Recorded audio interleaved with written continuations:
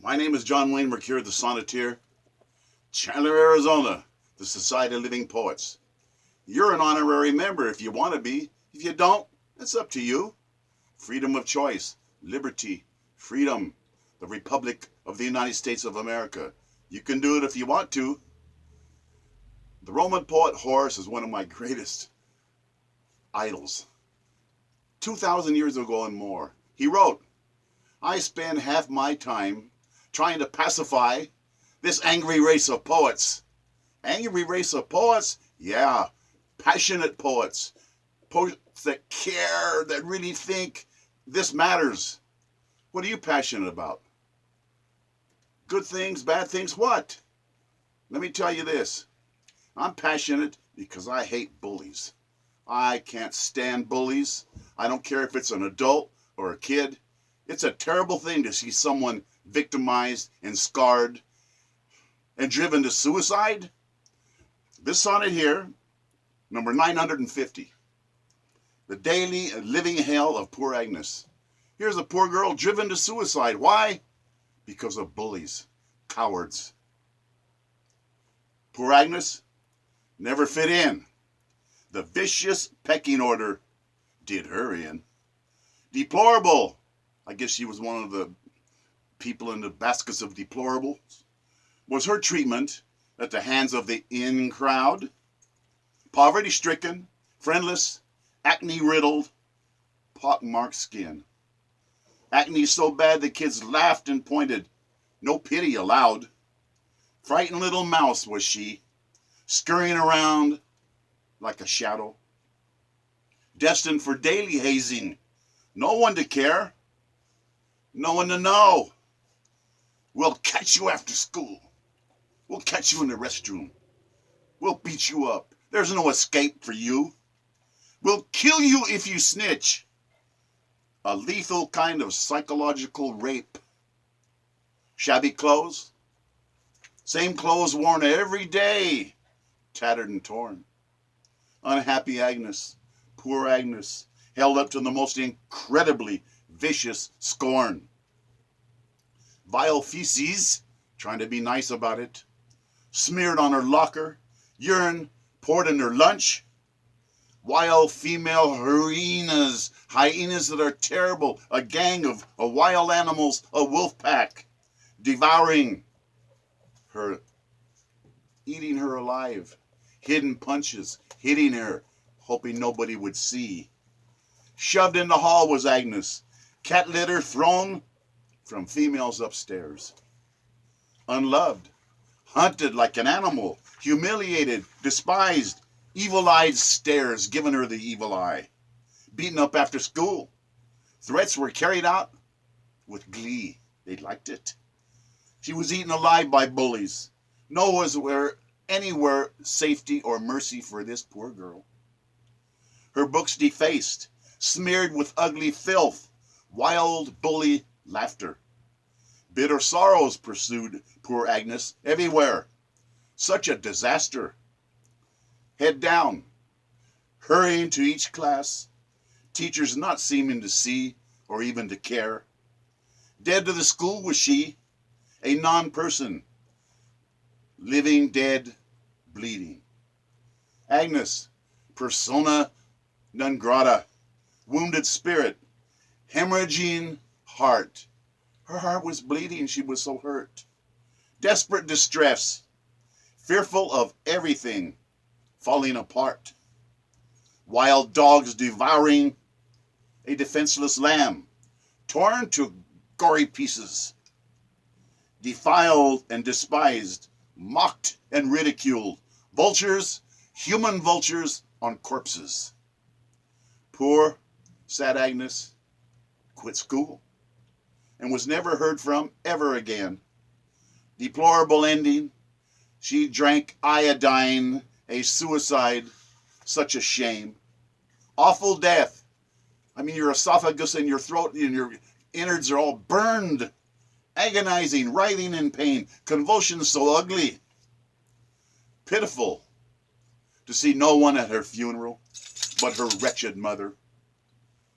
Damned to hell, those merciless bullies. May their lives be cursed forever. Don't stand for any child or any adult being tortured. Little hearts and even big hearts burst. Won't God see all bullies punished? Their destinies forever accursed? I hope so. I despise bullies. John Wayne Mercure, the Sonneteer. The copyright on this sonnet is May the 1st, 2013. On the back of this, I cut this out of the paper. A Florida girl in Tampa, Florida, 12 years old, Rebecca Ann Sedgwick, was picked on so badly by authorities, they told her, "Why don't you kill yourself?" And she was so upset, her mother didn't know how bad it was. She climbed up a high tower and threw herself to her death. Those people that did that are murderers. And you say they're not? Yes, they are. You can't pick on people like that. They say words don't hurt you. Yes, they do. They're like razor blades. They'll cut your heart. They'll wound your soul. And I'm telling you, I despise bullies. They're cowards, all of them. They're wolf packs. What can you do about them? Well, why don't you do something? I've always stood up for poor people that were bullied. I've always had friends around me. There's a TV show where there's this really good-looking athlete. He was on a TV show, and he didn't know why he was there. Well, this beautiful girl came out and said, "When I was in school, you stuck up for me. You stopped them from teasing me. And I even named my kid after you." And she was in tears. And hey, this is just me. Why can't we all do that? Why can't we stick up for those lambs that are defenseless? Because they're all around us. Why do we have to be so mean to each other? This next sonnet, number 953, Our Unconquerable Soul, Invictus. The word Invictus means unconquered. This man here, his name was William Ernest Henley. The dates of his life, 1849 to 1903. I don't want anybody to forget him. Sensei admires this man. He knew intense suffering. He wrote his anthem of empowerment. The word is Invictus. The poem Invictus. His soul roaring in eloquence. Fighting, enduring, knowing his life at age 14 was at stake. Battling like a warrior, his whole young body with pain aching. Tuberculosis racking his body. Infections, gangrenous sepsis. Years of severe discomfort. He was sickly. Illness, fighting lonely despair. Fighting back the tears. Acting the man. Ugly nightmares. We forget how precious our health can be. We take it for granted. He's just a kid, 14 years old. We see others burdened with diseases and disabilities. We dread that happening to us. It is written. Shakespeare wrote this. We laugh at pain when we've never felt a wound. It is ironic. We see, and yet we are blind. We are deaf, and we don't hear the sounds of agony. Visit any children's hospital. Witness the parents' dark sorrow. Inherit the wind of despair. The sadness, no hope for tomorrow. The heart-wrenching, weeping, sunken eyes, the wretched pleadings. Families forever apart. Miserable torment of endless sobbing. William Ernest Henley was a hero through and through. Truly brave. Alien to him was surrender, even though he was near the grave. His leg was amputated just below the knee. Hideously vivid pain. Kissing his other leg goodbye, he didn't want to do that, was to him unthinkably insane. Many arduous surgeries on his gangrenous foot saved his leg. And he thought of giving up. Quitting never entered his mind. Hero Henley has a lesson for all of us in appalling dilemmas that we face. We got to know that harsh trials must be fought to our last breathless drama. We all get tried by fire. Troubles, tribulations, afflictions. And you got to remember this. In the hottest fire that you go through, the only thing that's left is the gold of your soul. And I love that. seeing our true selves conquering sorrows, our souls in action. Winston Churchill said, never, never, never, never give up. The sin of surrender cannot be acceptable. Courage we worship.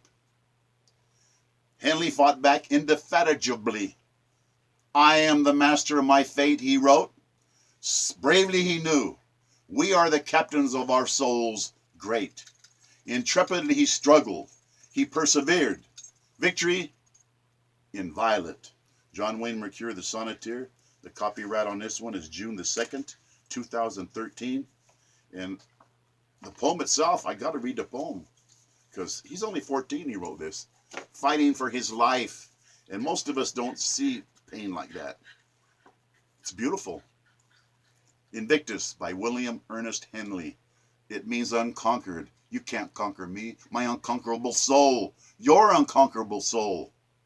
Out of the night that covers me, black as the pit from pole to pole, I thank whatever gods may be for my unconquerable soul.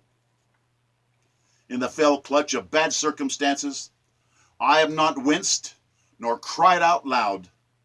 Under the terrible bludgeonings of chance, my head is bloody, but unbowed. Beyond this place of wrath and tears looms but the horror of the shade and more bad things to come. And yet, the menace of the years finds and shall find me unafraid. It matters not how straight and terrible the gate is, how charged with punishments the scroll of life. I am the master of my fate. I am the captain of my soul. The eloquence of a kid facing death. You're the master of your fate. You're the captain of your soul. And it's important that you remember that because there's people out there that are facing terrible, terrible troubles, and yet they fight on. They don't give up, and neither can you. I mean, after all, aren't you a tiger? Aren't you a mensch, which means human being? I hope you are. I think you are. Sensei, the teacher, is telling you that. This next sonnet, he's my hero. Two of the bravest men I know. One is my son-in-law. Okay? Brett John Pisa. He's been in a wheelchair for 35 years, and he's one of the most successful attorneys in Metro Atlanta. He's always in pain, but all he does is help people that have been in accidents, and he helps them in significant, great ways. He takes care of them like a father would. He's a wonderful man, and he's so brave. There's another one, Charles Krauthammer. He's been in a wheelchair for more than 40 years. He's a doctor, and he's a psychiatrist, and he's on TV all the time. Charles Krauthammer is one of my heroes. Now, here's a hero that I've known for 60 years. It's sonnet number 10, my good friend, Captain, our courageous captain. Good-looking guy. I remember him well from days of long ago, the high school hero. Why do dynamic personalities and memories vividly seem to grow? They get more vivid. It is simply because great heroes walk among us without any fanfare. They're humble. It's America's glory that valiant warriors face savage warfare. High school athlete was he, of immense abilities, gregarious and handsome. High honors for football and basketball prowess, a native son of Canyon City, Colorado. Elvis good looks, adored by all the gorgeous, lovely ladies, telling us much about his confidence and eagerness to please, to be nice. His father, the mayor of Canyon City, Colorado, a great man. His mother, one of the nicest people I've ever known, a regal queen, Virginia Blunt. Another man might not have left college's promising dream, and he did. Volunteered he did for the United States Army as a private, Vietnam bound.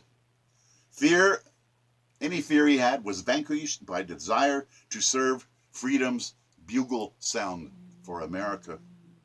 He spent 44 months in Vietnam, most of it spent in hellacious jungle combat, exhorting men by brave example, leading them, He went in a private. He came out a captain, combat promotions, in charge of a company. It's something else to be in charge of their lives. Yeah, he was. They'd have followed him anywhere. Nightmare violence ensued. It was endured. Intrepid defense of our liberty. Staring down fear. A true leader of men. Can't you see?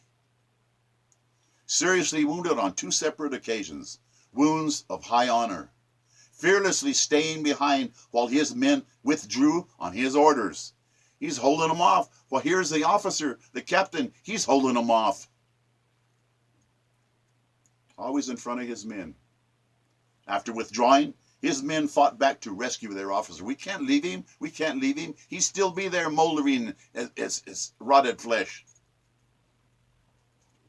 Disaster of his death was averted. Captain Stan had a grievous head wound, suffered, got shot in the head. He retired for his injuries, this valorous captain, yet he still lives on. He's wired, he's plated, he's spliced together, his health virtually gone. No sniveling or complaining about ungrateful cowards back home. So true that vile rabbits and slackers think of themselves alone. It is my greatest honor and privilege to count Captain Stanley King Arthur Blunt as my treasured, valuable. He's my friend. Doth it sit angrily in my heart that blood is shed without end even now? Traitorous media hacks hide behind the deaths of patriots. True, those people that hate our military, that's why we're free. That's why we're free. My own father-in-law was a hero fighting against Rommel. A great man, Captain James Leo Widger.